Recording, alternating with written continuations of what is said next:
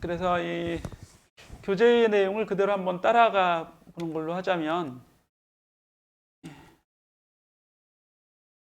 슈레딩거의 고양이와 위그너의 친구 얘기가 이제 이렇게 등장을 하게 되는데, 이게 무슨 얘기인지 한번 보도록 하겠습니다. 이제 슈레딩거는 파동함수의 의미가 있다 이렇게 이제 생각을 했었다고 했죠. 양자역학을 해석하는 이 파동역학을 잘 기술해서 물리학자들의 이제 찬사를 받은 거지. 양자역학을 잘 사람들이 이제 다가갈 수 있게끔 이제 수학적 파동을 방정식으로 설명을 했습니다. 그래서 여기 이제 슈레딩거의 고양이라고 하는 걸 이제 보게 되는데, 사고 실험을 하게 돼요. 사고 실험은 이제 생각으로 해서 양자역학의 타당성이나 어떤 내용을 한번 확인해 보려고 하는 겁니다. 같이 생각해 보자 이거지. 그래서 슈레딩거의 고양이라고 하는, 가끔 이제 물리학의 양자역학 설명할 때는 자주 등장하는 용어 또는 그런 사고 실험이에요. 여러분들도 이제 이 수업을 들었다면 다른 사람들과 이 얘기를 이제 할 수 있을 겁니다. 어떤 상자를 하나 만들어요. 이 기묘한 생각을 해냈다, 뭐 이렇게 얘기하는데, 방사성 원소가 방출되는 방사선 검출 장치를 만듭니다. 즉 방사선이 있는지 없는지를 검출하는 장치죠. 그 장치가 방사선을 검출했을 때 이 청산가리 가스를 내뿜도록 한 거야. 좀 무섭죠. 방사선이 있다면 청산가리 가스가 이렇게 딱 방출이 되는 겁니다. 그러면 이걸 이제 방 안에 두고 거기에 고양이를 한 마리를 같이 넣어요. 사고 실험이니까 고양이의 생사에 대해서 너무 잔인하다고 생각을 하지 말고, 이렇게 이제 이 사람들이 생각했다는 거야. 여러분들이 그렇게 너무 구체적으로 생각하지 마시고, 상자 안에서 무슨 일이 일어났는지 오직 상자를 열어봐야만 알 수 있습니다. 즉 방사선을 안에 넣어둬요. 그리고 방사선이 나오는지 안 나오는지는 알 수 없게, 방사선이 방출되거나 방출하지 않는 비율은 그냥 50% 반반입니다. 여기에 고양이를 함께 넣는데 방사선이 나오면 그 검출을 해서 청산가스를 이제 방출하는 거야, 같이. 사실 청산가스 얘기는 안 해도 되는데 그냥 이제 좀 같이 이제 그렇게 처음 이 사람들이 생각을 했으니까. 그러면 이제 상자를 열어야만 알 수 있는 거예요. 거기 방사선 가스가 방출됐는지 안 됐는지, 또는 방사성 원소가 붕괴해서 방사선이 나왔는지 안 나왔는지를 알려면 이걸 열어봐야지만 알 수 있습니다. 상자를 직접 열어보거나 아니면 창문을 열어보거나, 저기 윈도우가 달려 있어서 창문을 이렇게 쫙 열어보면 고양이가 만약에 죽어 있다면 방사성 동위원소가 붕괴해서 방사선이 나온 거겠죠. 그래야 이제 청산가리 가스가 나올 테니까. 근데 고양이가 살아 있다면 그런 일은 일어나지 않은 거겠죠. 방사성 동위원소가 붕괴되지 않은 걸 겁니다. 그래서 이제 노이만이나 위그너의 주장에 따르면 이 인간의 의식이 파동함수를 붕괴시키므로 상자를 열어서 내부를 관찰할 때까지 고양이의 생사는 결정되지 않는다, 이런 얘기예요. 원자 속의 이게 이제 슈레딩거와 위그너, 노이만과는 이제 반대적인 생각이죠. 이제 노이만과 위그너는 양자 상태가 중첩이 되어 있기 때문에 사람이 이걸 열어보지 않으면 고양이는 죽어있는 확률과 살아있는 확률로 존재한다, 이런 얘기예요. 확률로만 존재한다. 실제로 죽어있거나 살아있는 게 아니라 확률로만 존재한다. 이게 이제 노이만과 위그너의 생각이고, 슈레딩거는 자기가 양자역학자면서도 그걸 인정하지 않은 거지. 죽어있거나 살아있거나 그거였는데, 사람이 관찰을 하게 되는 건 그냥 그 결과만을 보는 것이다, 이렇게 생각을 한 거예요. 그래서 요약하자면 펜이 있나? 슈레딩거는 관찰은 단순히 이벤트일 뿐이에요. 그냥 관측을 통해서 관찰이 역할을 하지 않는 거죠. 관찰은 그냥 결과만 확인하는 과정이에요. 확인 과정일 뿐이에요. 확인 과정. 이미 결정이 되어 있다 이런 얘기죠. 이미 그 이전에 이미 결정이 되어 있었어요. 관찰 이전에. 그런데 위그너의 생각은 그게 아니라 이제 양자역학자들의 생각, 코펜하겐 학파의 생각은 그게 아니라 본래 이제 고양이는 확률로서 존재한다 이런 얘기예요. 확률로서 존재하는데 사람이 관찰을 하게 되면 그 확률이 무너지고 확률에서 결과가 나오게 되는 거죠. 결정이 된다 이런 얘기예요. 뭐에 의해서? 관찰에 의해서 그렇게 된다는 얘기입니다. 관찰에 의해서. 그래서 관찰이라는 과정이 매우 중요한 과정이죠. 확률이었던 상태를 결정해 버리기 때문에. 근데 슈레딩거는 사람이 본다고 해서 결정이 되냐? 그건 아니다. 아닐 것이다 라고 생각을 하는 겁니다. 이미 결정이 되어 있었는데 관찰은 단순히 확인하는 과정일 뿐이다 이런 얘기예요. 근데 슈레딩거가 틀린 거예요. 슈레딩거가 틀렸다는 얘기입니다.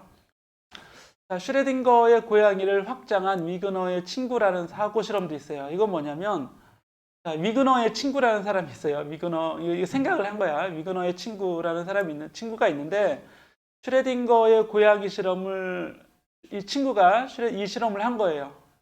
이 실험을 했어요. 자, 친구는 상자를 연 다음 관찰 결과를 위그너에게 알려줍니다. 고양이가 죽었다 아니면 고양이가 살았다를. 이때 슈레딩거의 고양이가 죽었는지 안 죽었는지 결정되는 시점은 언제냐 이런 얘기예요. 친구가 상자를 열었을 때 고양이가 죽었다는 게 결정이 되는 건지 아니면 위그너가 그 결과를 들었을 때인지.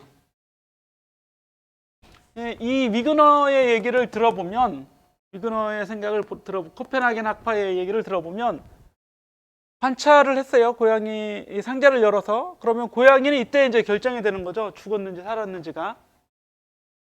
그렇다면 이 관찰의 역할은 뭔가 이제 결정을 해버리는 역할을 하게 되잖아.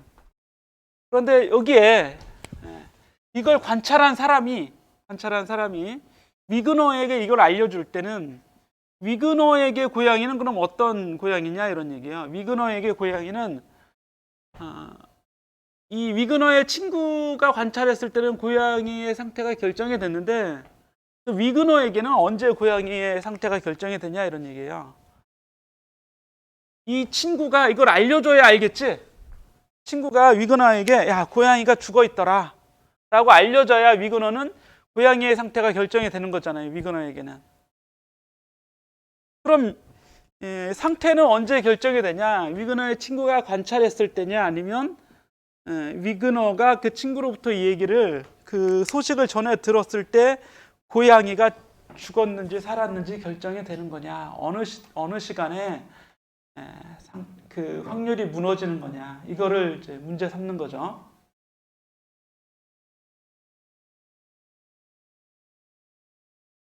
자, 확인할 방법이 없다 이런 얘기예요. 확인할 방법이 없는 사고 실험. 그죠?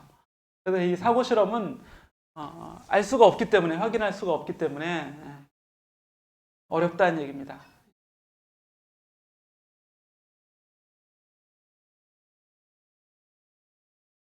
그리고 과거의 사건도 관측에 영향을 받는다. 이게 뭐냐면 슈레딩거 고양이에서 말하는 결과, 다시 말해서 고양이가 죽었거나 살아있다는 결과에는 필연적인 이유가 없어요. 그냥 우연일 뿐이지. 50%라고 그랬잖아. 방사선 동형 원소가 나올지 안 나올지는 우연이기 때문에 고양이가 죽어 있거나 살아 있거나 결정이 되는 데는 우연이지 필연이 들어있지 않다는 얘기입니다. 그래서 양자역학의 코펜하겐 해석은 여기에 이제 결과를 보면 고양이가 죽었다? 그러면 그 원인은 뭐겠어요? 방사성 원소가 붕괴해서 방사선이 방출됐기 때문에 고양이가 죽었다라고 하는 거고, 고양이가 살았다면 방사성 동위원소가 방출되지 않았기 때문에 고양이가 살았다 이렇게 얘기하는 거죠. 그래서 과거에 무슨 사건이 있었을지는 이 열어보는 지금 시점에 의해서 결정이 된다는 얘기입니다. 열어보는 시점은 현재고 동위원소가 방출된 건 과거겠죠. 그래서 현재의 관찰을 해야지만 과거에 방출이 됐는지 안 됐는지가 결정이 된다는 얘기예요. 그렇다면 이건 인과성에는 반대가 돼버리는 거죠. 인과성은 뭐냐면 인과율은 과거의 이 단서들이 과거에 일어난 일들이 현재를 결정해 버리는 거잖아. 그렇죠? 그런데 이 양자역학적의 코펜하겐 해석은 거꾸로 돼 버린 거죠. 현재가 과거를 결정해 버리는 거지. 그래서 인과율에 관한 것도 코펜하겐 해석에서는 무너지게 되는 겁니다. 그래서 매우 비상식적인 일이 될 수 있죠. 그래서 원인이 있어서 결과가 나온다는 것이 아니라 결과가 원인을 결정짓게 되는 이상한 일이 일어날 수도 있습니다. 그래서 독립적으로 존재한다. 과거와 현재가 독립적으로 존재한다는 세계관이 또는 이론과 원인과 결과 또는 이 관찰자와 관찰 대상 이런 게 이제 독립적이지 않다는 얘기예요. 서로 이제 연관이 되어 있다고 생각을 합니다. 그 코펜하겐 해석을 평가하자면 그렇다는 얘기죠. 그래서 이런 일들은 아인슈타인에게는 너무나 수용하기 곤란한 그런 사고였지. 코펜하겐 해석이 잘못되었고, 그럼 이제 이렇게 생각하겠죠. 양자 아인슈타인 같은 경우에는 니들이 생각이 틀렸어. 그런 일은 일어날 수 없잖아. 간질간질하네. 이런 걸 이제 실제론이라고 합니다. 실제론. 그래서 세계는 인간의 관찰과는 무관하게 이미 존재하고 있다. 이게 실제론이에요. 그러면 어떻게 보면 이 슈레딩거도 실제론자죠. 슈레딩거도 그렇죠? 관찰을 하거나 하지 않거나 이미 이 세상은 결정이 되어 있는 실체가 있다는 얘기예요. 실제론이라고 합니다. 인간의 관측과는 무관하게 세계가 존재하고 있다 이런 얘기죠. 이게 이제 아인슈타인이 대표적인 실제론자였습니다. 그래서 이 아인슈타인이 이제 생각을 하죠. 이 사람들이 코펜하겐 학파의 생각이 잘못됐다는 걸 아인슈타인이 밝혀내려고 해요. 좀 논쟁이 있으니까. 그리고 보기가 싫은 거지 아인슈타인은. 저 사람들의 생각이 옳지 않은데 저 사람들이 잘 활동하고 있는 걸 보니까 좀 마음에 안 드는 거야. 그렇죠? 그리고 아인슈타인이 그게 마음에 안 들기보다는 그게 잘못됐다고 생각을 한 거죠. 그래서 이제 바로잡기 위해서 바로잡을 수 있는 증거들을 만들려고 관찰하려고 노력을 합니다. 그래서 이 아인슈타인 얘기 여기 이 책에 들어요. 아인슈타인 얘기는 그렇게 이제 나중에 다시 나오겠지만 데이비드 봄이라는 사람 얘기를 이제 꺼내요. 데이비드 봄도 이제 유명한 향도파 이론을 확장했다 그랬는데 이 향도파 이론이라고 하는 게 이 실제론이라고 보면 돼요. 실제론. 그래서 이 드브로이파가 있잖아. 드브로이가 생각을 해냈을 때 이걸 이제 많은 사람들이 여러 물리학자들이 증명을 해내는데 어쨌든 이 전자가 파동으로 존재할 때 그 존재의 양태는 사람이 그 관찰을 하는 것과 관계없이 전자는 자기 성질을 가진 채 존재하고 있다. 이게 향도파예요. 그리고 실제론이죠. 결과적으로는 종류를 굳이 따지자면. 그래서 여기에 그렇게 이제 본 거죠. 입자는 자체적으로 운동하는 것이 아니라 이중성 얘기를 했었잖아. 이제 이중성을 얘기했는데 드브로이가 지난주에 했던 것처럼 드브로이가 이 파동을 얘기해요. 이걸 이제 물질파라고 하죠. 물질인 입자들은 입자 성질만 있는 게 아니라 파동성이 있다. 이렇게 이제 생각을 하는 거죠. 제시를 하는 거죠. 입자성과 파동성을 동시에 갖는다. 근데 말은 그게 쉬워요. 입자성과 파동성을 동시에 갖는다는 말은 그냥 얼핏 들으면 그 말이 별로 그렇게 이해 못하지 않을 것 같기는 해. 그냥 그렇게 생각해 버리면 되니까. 그런데 여기 나와 있는 이 향도파라는 사람들 또는 드브로이 같은 사람들은 입자이면서 파동적인 성질을 같이 가지고 있다 이렇게 보는 거예요. 어떤 파동에 이끌려진 입자다 이런 얘기죠. 파동에 이끌려진 입자. 이렇게 이제 파동 여기 우리 교재의 표현에 의하면 파동에 이끌려 움직인다. 이 파동과 입자, 이 두 성질은 관측자와 관계없이 실제한다고 또 생각을 하는 겁니다. 그래서 모든 것이 다 실제하며, 즉 파동이라는 성질, 입자라는 성질이 사람이 관찰하는 것과 관계없이 한꺼번에 전자는 가지고 있다 이런 얘기예요. 양자역학의 확률, 이거는 이제 인정을 하는 거죠. 향도파는 양자역학자들인데 실제론적인 양자역학자들이었다고 보면 되는 겁니다. 양자역학의 확률이 나타나는 이유는 입자의 위치를 모르기 때문에 파동적인 성질로 확률이 나타나는 거다 이런 얘기예요. 하지만 실제로는 입자가 명확한 위치에 존재하고 있다고 생각을 합니다. 즉 입자적인 성질을 이미 가지고 있고 거기에 파동적인 성질이 부차적으로 나타난다 이렇게 이제 보면 이해를 하면 좋겠습니다. 자, 그런데 이제 1952년에 봄은 드브로이의 향도파 이론을 확장한 새로운 이론을 발표를 합니다. 그래서 향도파 이론은 소박한 것이었지만 봄의 이론은 양자역학의 결과를 모두 재현할 수 있게 정교하게 만들어진 것이다 그랬는데 이거는 봄이 만들어낸 거예요. 봄이 만들어낸 어떤 이론이라고 보면 됩니다. 그래서 이제 사실 자연스럽지 않죠.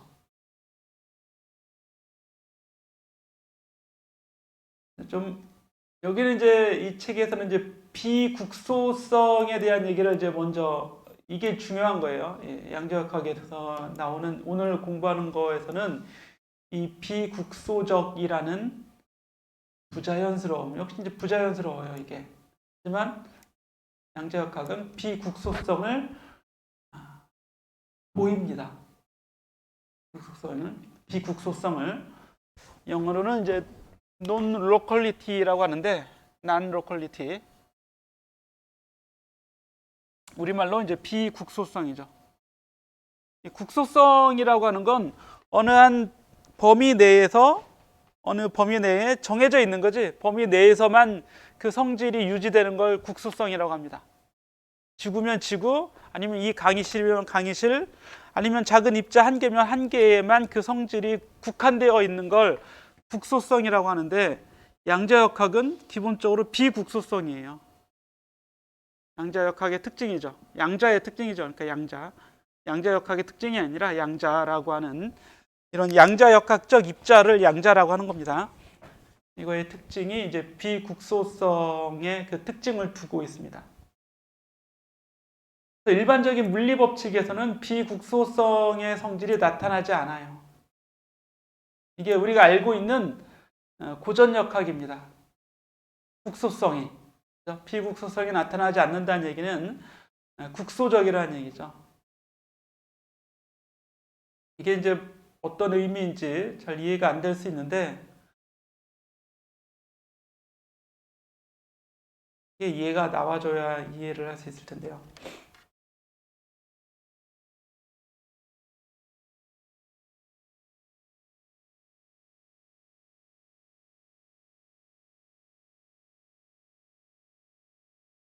되게 구체적인 예가 안 나오죠? 여기 이제 비국소적이라는 부자연스러움의 본문을 읽어보면 봄의 이론은 어색하게나마 실제성을 회복할 수 있음을 증명했지만 비국소성이라는 부자연스러움을 지니고 있었다. 비국소성이란 어떤 사건이 일어난 즉시 멀리 떨어진 장소에 영향을 미치는 성질이다. 그렇습니다. 양자역학을 제외하면 이 기본적인 물리법칙에서는 비국소성이 나타나지 않습니다. 예를 들면 실제 이제 물리학 실험에서는 이제 비국소성 실험을 어떻게 이제 하냐면 광자나 또는 양자 이런 것들이 다 양자죠. 빛 그죠? 광자 입자 한 개 또는 전자 이런 것들인데, 예를 들면 이런 거죠. 광자가 두 개 생겨났어요. 두 개의 광자가 있어요. 광자가 한 개 있는데 어떤 사건, 어떤 실험에 의해서 광자가 두 개 생겨난 거야. 1번 광자와 2번 광자. 이렇게 한 쌍의 광자가 생겨난 거죠. 물질이 소멸하거나 물질이 입자가 소멸하면 광자 두 개가 생겨나면서 이걸 이제 쌍소멸이라고 합니다. 쌍소멸. 물질이 빛으로 바뀌는 현상이 물리에서는 일어나요. 물질이 입자가 소멸하면서 여기에 이제 광자가 생겨납니다. 근데 두 개의 광자, 1번 광자와 2번 광자가 생겨나는데 1번 광자, 이 빛의 성질 중에 하나는 이 편광이라는 성질이 있어요. 편광. 그럼 이제 광학을 공부하면 더 좋겠지만, 전자에서는 스핀이라고 하는 성질이 있어요. 전자에서는 스핀이라는 성질이 있고, 광자 빛에서는 편광이라고 하는 성질이 있는데, 편광의 성질이 뭐냐면, 이 빛은 전자파라고 그랬었죠. 전자기파이기 때문에 이 전기장을 기호 2로 표현하고 자기장을 기호 B로 표현합니다. 자기장. 전기장과 자기장이 있는데, 뭐 여기 여러분 공대에서 전자파 통신이나 통신과 있어요? 통신과학과 있어? 손 들어봐요. 통신 없어? 정보통신 있을 거 아니야, 그치? 전자공학과 있을 거 아니야, 그치? 없어요? 뭐 이런 데 관련된 공대 애들은 다 빛을 공부할 거냐, 빛은 기본적으로. 그죠? 빛이 뭐냐, 그러면 맥스웰의 파동 방정식을 맥스웰 방정식을 만족시키는 파동이죠. 빛은 맥스웰 방정식, 맥스웰이 빛이 뭔가 열심히 연구하다가 이 식을 만족시키는 게 빛이야라고 수학적으로 제시를 해줍니다. 그죠? 맥스웰 방정식이 4개의 식이 있잖아요. 4개의 식. 4개의 E와 B에 관련된 식이에요. 즉 전기장과 자기장의 식이 맥스웰 방정식이에요. 이게 빛이다 이런 얘기예요. 전기장과 자기장의 이게 파동이죠. 파동. 여기 물이 있는데 물이 잔잔하면 물이 파동치지 않고 그냥 그릇에 이렇게 있으면 그냥 물이죠. 그냥 물만 있는 거예요. 물. 하지만 여기에 뭐랄까요, 돌멩이를 하나 이렇게 딱 던지면 이때부터는 이게 물이 아니라 물의 파동이 생겨난 거지. 물은 원래 있던 거고 물의 이 진동에 의해서 파동이 생겨나게 돼요. 파동. 이게 파동이 퍼져 나가는 거잖아요. 그죠?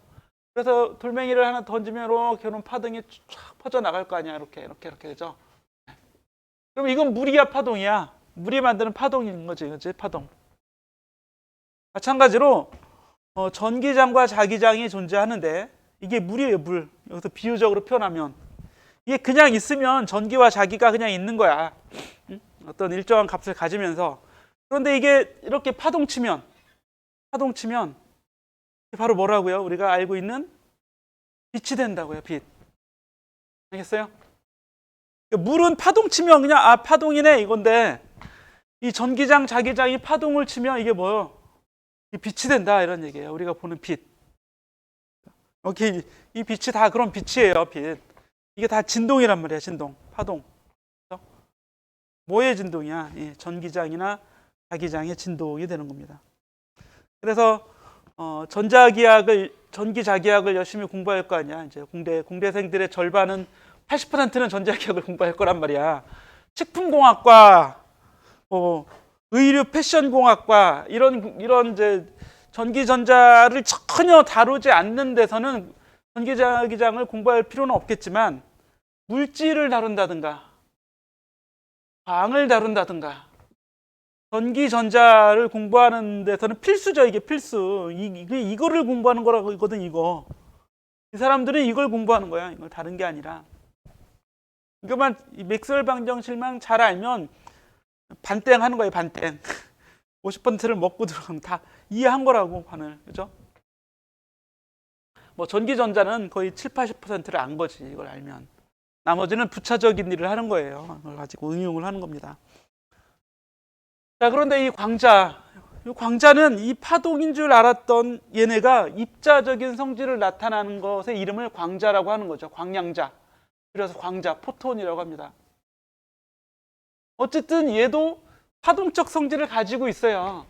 그래서 진동을 하는데 이게 한쪽 방향으로만 진동을 하는 거 모아낸 거야. 여러 방향으로 다 진동할 수 있지. 그죠? 공간이니까. 물 같은 경우는 위아래로만 진동할 거 아니야. 물은 이게 평면에만 있으니까 위아래로 진동하는데, 만약에 물이 여기 가득 찼다고 그래. 공기처럼 가득 찼어요. 그러면 내가 여기서 소리를 탁 내잖아. 그럼 이 소리는 어떻게 퍼져나가? 입체적으로 이렇게 둥그렇게 파면을 형성하면서 퍼져나갈 거 아니에요. 그죠? 여기 스피커 소리가 어떻게 퍼져나가? 모든 면으로 다 퍼져나갈 거 아니야. 그런데 그 모든 면으로 퍼지는 게 아니라 위아래로만 공기를 진동하게 할 수도 있다고. 그죠? 잘 틈이나 이런 걸 만들어 놓으면 파동을 위아래로, 줄이 그렇게 진동하는 거잖아. 줄은 위아래로 진동하면 줄이 위아래로만 진동하지 줄이 사방으로 진동하지는 않잖아요. 그렇게 빛을, 이 광자는 한쪽 방향으로만 진동하는 성질을 가지고 있다. 광자 한 개는 그렇다는 얘기예요. 한 개는. 광자 한 개는. 그래서 편광의 성질을 가지고 있는데, 이 광자가 이렇게 진동할지 네?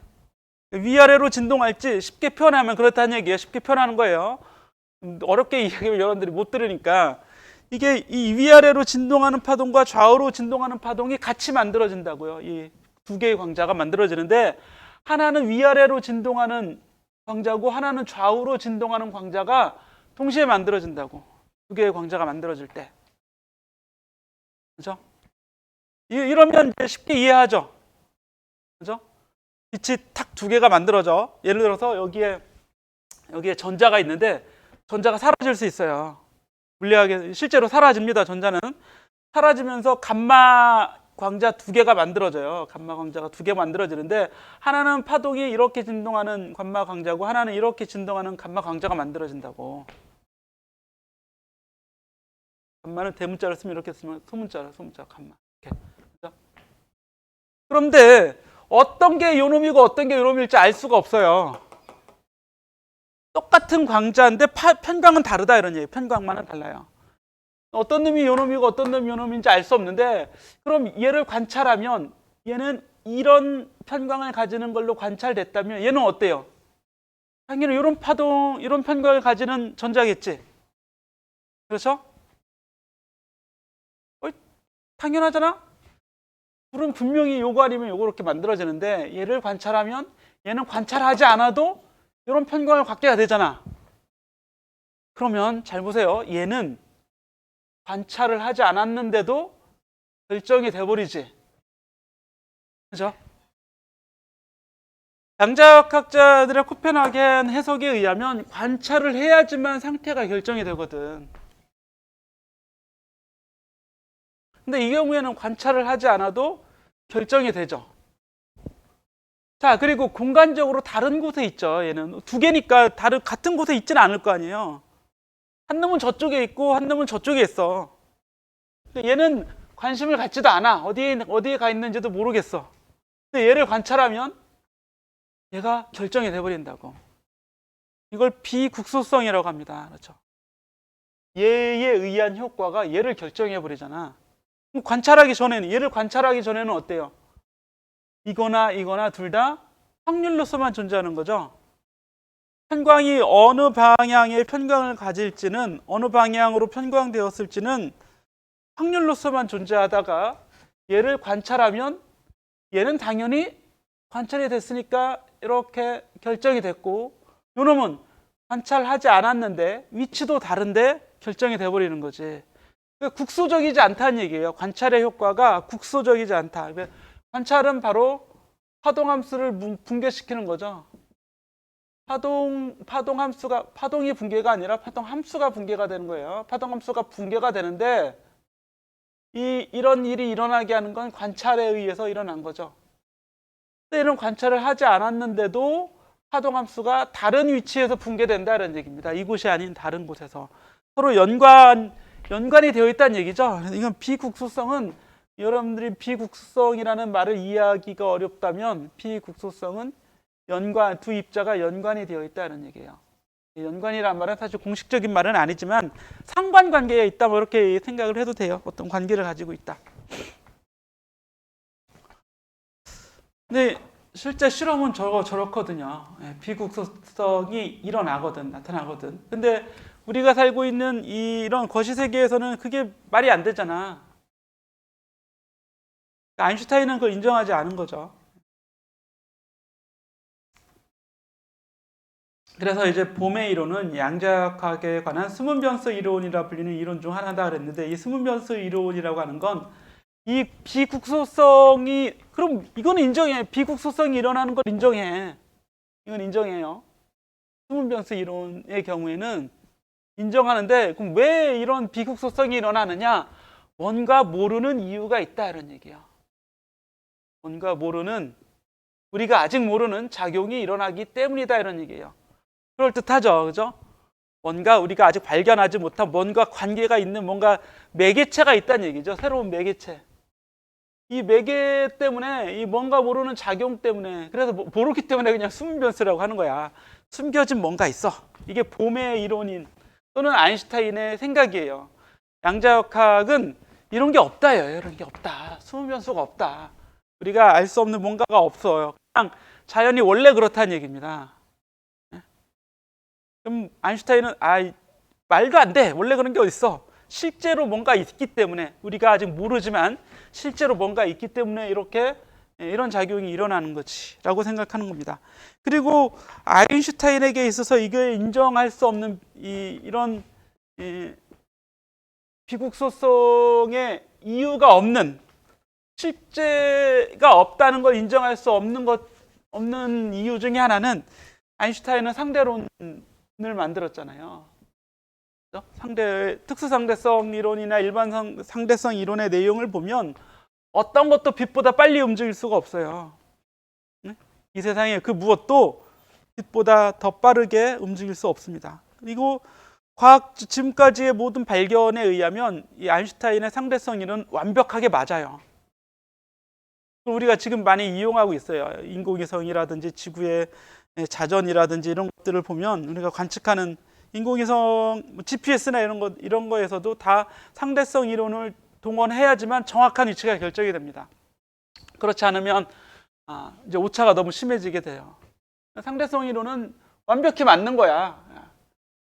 근데 이 비국소성은 상대성 이론에 위배됩니다.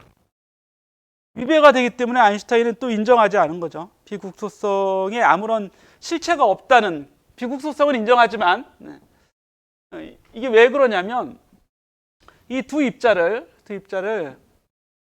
가지고 실험을 하는데, 이 1번 입자와 2번 입자를 거리를 아주 멀리 떨어뜨려 놔요. 멀리. 예를 들어서 이거는 우리 지구에 있고, 얘는 이제 안드로메다나 뭐 다른 별의 우주 저편에 가져다 놔요. 우주 저편.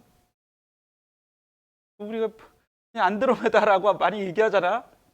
너무 먼 황당한 곳, 그렇죠?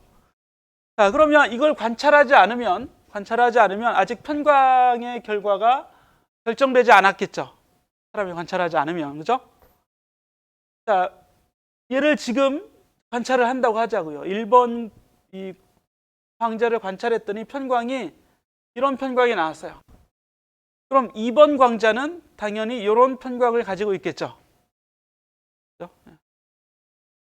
이게 순간적으로 결정이 된다고요. 순간적으로. 비국소성의 논리에 의하면 이게 순간적으로 관찰을 하면 파동함수가 붕괴가 되잖아요. 그럼 얘의 파동함수도 붕괴되고 이 광자의 파동함수도 붕괴돼서 이게 순간적으로 일어난다는 겁니다. 그러면 2번 광자가 이렇게 편광이 되어 있는지를 지구에서 관찰을 어떻게 할 수 있겠어요? 여기 있는 사람이나 여기 여기 이제 사람이 살고 있다면 여기 이제 연락을 해야겠지. 야, 거기 광자는 상태가 어때? 발견을 어떻게 했어? 그러면 신호가 가는데 100년. 신호가 광자가 상태가 지금 이래라. 신호를 다시 봤는데 100년이니까 200년이 걸릴 거 아니에요. 안드로메다까지 물론 100년, 백광년 같이 짧지도 않지만, 그죠? 예. 그러면 어떤 것도 빛보다 빠르게 전달될 수 없는데 지금 이 정보는 어때요? 이 편광의 정보는 순간적으로 알 수 있다는 것 자체가 상대론에 위배되잖아. 그치? 연락하지 않아도 알 수 있다는 얘기예요. 이 비국소성의 논리에 의하면. 아인슈타인은 사실 비국소성도 반대하는 거였지. 아인슈타인의 생각에 의하면. 자, 그렇다면 여기 국소적인 수문변수 이론과 배일 정리에 보면 이 비국소성을 지니지 않는 수문변수 이론, 다시 말해 이제 국소적인 수문변수 이론을 만들어내면 되지 않을까. 하지만 이것은 이제 불가능하다. 국소적인 수문변수 이론은 어떤 것이든 양자역학과 공존할 수 없어요. 그렇죠? 국소성 자체가 양자역학에서 인정하지 않는 거잖아요. 그렇죠? 양자역학은 실제 이제 비국소성이기 때문에 실험적으로 다 밝혀진 겁니다. 이런 것들은. 그래서 EPR 역설이 이제 나오는데 EPR은 이제 아인슈타인의 이름, P는 포돌스키의 이름, R은 로젠의 머리 글자를 따서 이 포돌스키하고 이 로젠은 아인슈타인의 같은 연구자들이에요. 같은 실험실에 있는 사람, 연구실에 있는 사람들인데 제자들이죠, 제자들. 아인슈타인의 제자들. 그래서 이 사람들이 뭉쳐서 코펜하겐 학파의 황당함을 깨뜨리려고 논리를 만드는 거지. 실험을 하거나 이제 사고 실험을 하는 거죠. 그래서 양자역학이 불완전한 것을 보이려고 합니다. 여기 이제 잘 보면 어떤 입자 하나가 A와 B라는 두 입자로 분열해서, 앞에서 제가 이제 광자로 설명했던 건데 여기서는 이제 A와 B라는 두 입자로 분열이 돼서 서로 멀리 떨어진 장소로 이동했다고 한번 생각을 해보자. 하나는 여기, 하나는 저기 안드로메다로 갔어요.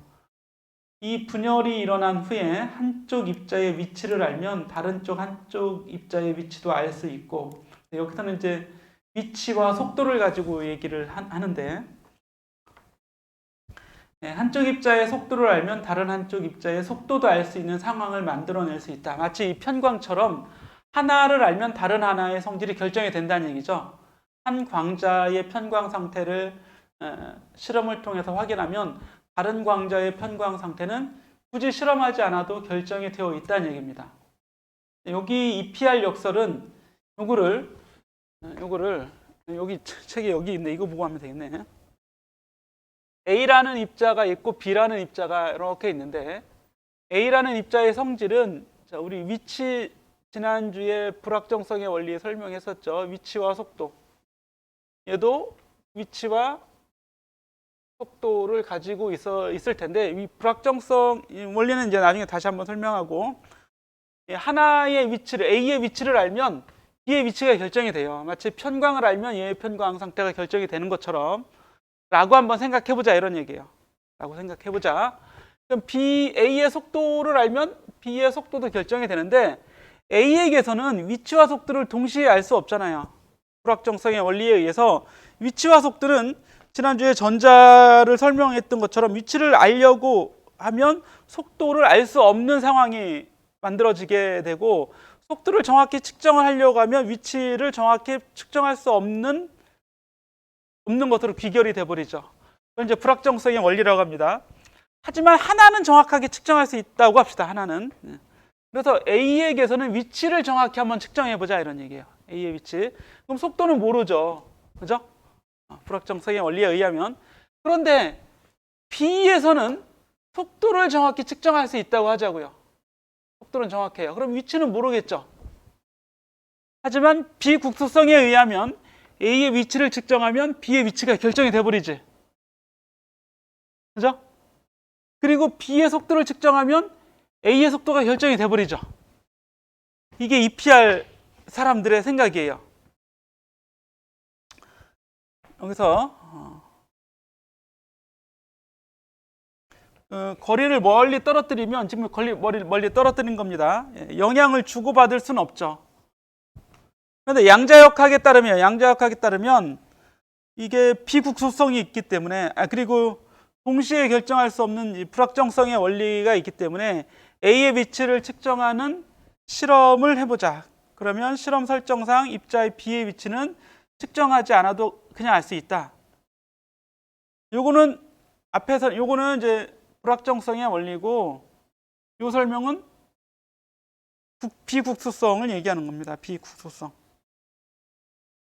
두 가지 양자역학자들의 주장이잖아요. 그리고 실제로 그런 거고. 자, 그래서 하나는 A의 위치를 측정하고, 이번에는 B의 속도를 측정해 봅니다. 그럼 이제 둘 다 안 거죠. A의 위치를 측정해서 B의 위치는 비국소성에 의해서 위치가 정확히 측정이 돼버리죠. 그리고 B의 속도를 측정하면 역시 비국소성에 의해서 A의 속도도 측정이 돼버려요. 그러면 A의 위치와 속도를 다 정확히 측정한 거잖아. 그래서 이게 이제 EPR 이 사람들의 생각이에요. 양자역학에서는 불확정성의 원리가 성립된다며, 그리고 비국소성도 성립된다면서, 그럼 두 개를, 비국소성이 성립된다면 A의 위치를 측정했을 때 B의 위치가 측정이 되고, B의 속도를 측정했을 때 A의 속도가 측정이 되기 때문에 얘를 인정한다면 불확정성이 없어지네? 그렇죠? 정확해지는 거 아니에요? 정확해졌다는 얘기는 불확정성의 원리가 틀렸다는 얘기잖아. 라고 공격을 하는 거지. 그죠? 이게 EPR 이 사람들의 공격이에요. 이 사람들의 공격. 모순이 된다 이런 얘기죠. 양자역학이 틀렸다. 이런 일이 일어나지 않으려면 입자 A의 위치를 측정했을 때 멀리 떨어진 입자 B에도 순간적으로 영향을 미쳐서 위치가 결정된 상태가 되어서 속도가 모호해져야 한다 이런 얘기예요. EPR의 골자였습니다. 이게.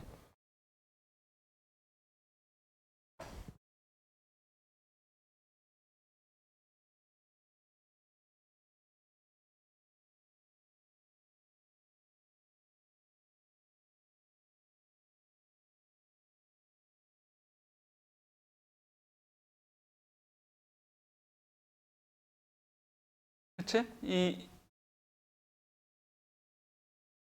불확정성에 따라 한 입자의 위치와 속도를 동시에 결정할 수는 없지만 현재 알고 있는 입자의 B의 위치는 직접 측정해서 얻은 것이 아니므로 B의 속도를 측정해서 구할 수 있다. 이게 우리말이 더 어려워요. 이게 지금 저자가 무슨 의도로 썼는지.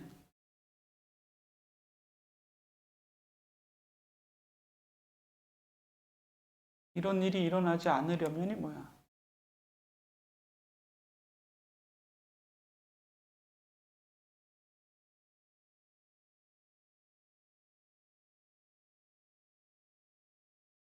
페이지를 한번 읽어볼까요? 다음 페이지가 있나? 여기 나 있네요.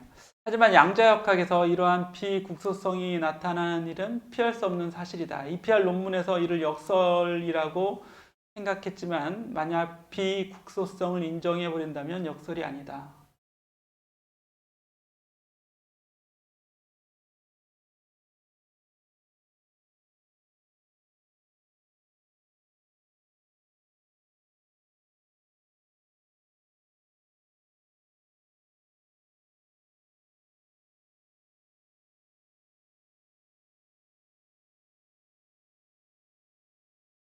여기 한번 읽어보면 여기 우리가 사는 보통 세계에서, 즉 우리가 알고 있는 이 세상에서 멀리 떨어진 장소는 서로 명백히 무관하죠. 저쪽 안드로메다에서 일어나는 일이 우리 별에 영향을 미치진 않을 거 아니야, 그죠? 뭐를 던지고 뭘 주고받지 않는 이상, 그렇죠? 예. 그런데 이 양자 실험에서는 그렇지 않다는 얘기입니다.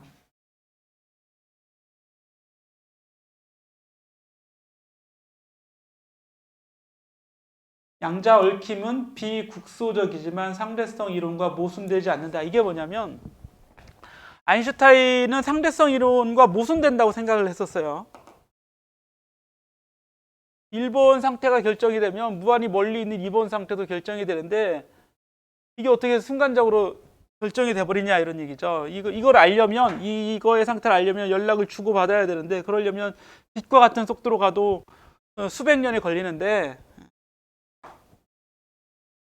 그 양자역학자들의 주장이 뭐냐면 상대성 이론을 위배하지 않는다는 얘기입니다. 왜 위배하지 않냐면 실제로 뭔가 가는 게 없다는 얘기예요. 얘의 편광 상태가 결정이 되면 얘는 순간적으로 편광 상태가 결정이 되는데 뭐가 가서 결정하는 건 아니다 이런 얘기입니다. 알겠죠? 이상하죠. 그렇죠? 이 둘이 연락하는 게 아니다 이런 얘기죠. 뭔가 주고받는 연락을 하면 실제 이 정보가 여기까지 가려면 시간이 걸릴 거 아니에요. 근데 그런 식으로 일어나는 게 아니다라는 얘기입니다. 실제 이동하는 것이 없다는 얘기예요. 실제 아예 양자론자들은 실제성을 인정하지도 않잖아요. 그렇죠? 그러니까 아인슈타인은 뭐가 왔다 가야 통신과 같이 뭐가 왔다 가야 되는 건데 그럼 전기장이나 자기장에 뭔가 있어야 될 거 아니냐 이런 얘기예요. 근데 그럴 필요가 없다는 얘기죠. 양자역학자들은 실제로는 아예 부정하기 때문에 그렇게 왔다 갔다 하는 뭔가 있지 않아도 이미 결정이 돼버린다 이런 얘기예요. 연관이 되어 있다는 얘기입니다. 이미 그 파동함수 그리고 관찰에 의해서 그렇다는 얘기죠. 너무 이제 신기한 거지. 말이 안 되는 것 같죠. 아마 책에도 상대성 이론에 따르면 정보가 전달되는 속도는 빛보다 빠를 수 없습니다. 그죠? 하지만 양자 얽힘을 이용해도 빛보다 빠르게 정보를 전달하지는 못하므로 모순은 없다. 이처럼 자연은 대단히 정교하게 구성되어 있다.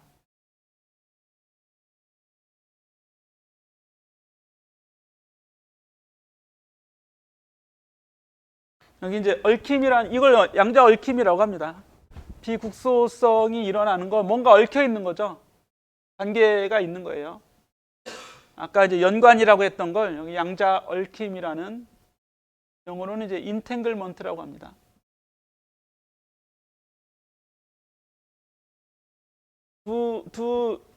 한 번에 태어난 이 두 광자는 양자 얽힘이 되어 있는 거죠. 인탱글드 되어 있는 겁니다. 얽혀 있는 거죠. 얽혀 있어요. 그래서 하나의 상태가 결정이 되면 다른 하나의 상태도 곧바로 결정이 되는 겁니다.